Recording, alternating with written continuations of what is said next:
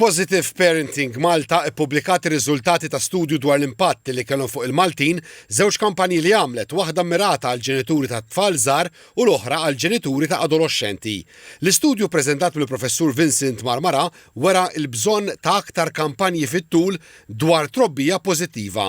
Meta tikkonsidra l-perjodu żgħir li saru daw il-kampanji ħareġ biċ-ċar li huma kampanji effettivi jaslu għand in-nies.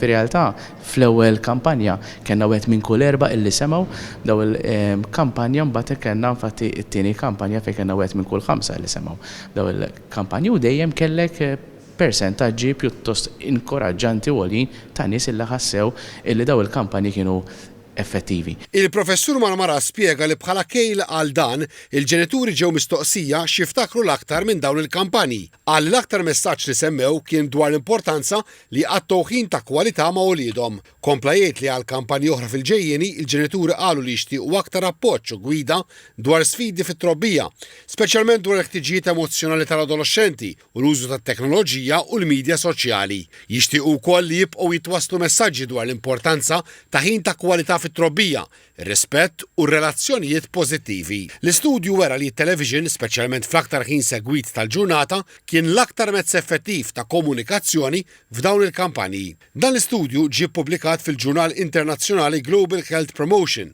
ħaġa li għaċ-chairperson ta' Positive Parenting Malta, Ruth Xiberras, poġġiet lil Malta fuq il-mappa internazzjonali tat trobbija pożittiva.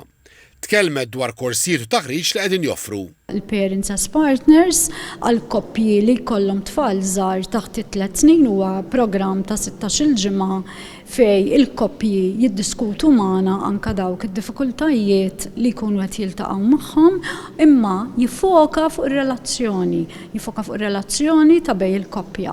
Kif ukoll għandna proġett ieħor tal-perinatal mental health fejn aħna qegħdin noffru support lil dawk il-ġenituri li jkun ħajkollhom tarbija jew kellhom tarbija. Qalet li dan isir permezz ta' żjarat minn terapisti li jagħtu lill-ġenituri s-sostenn li jkollhom bżonn.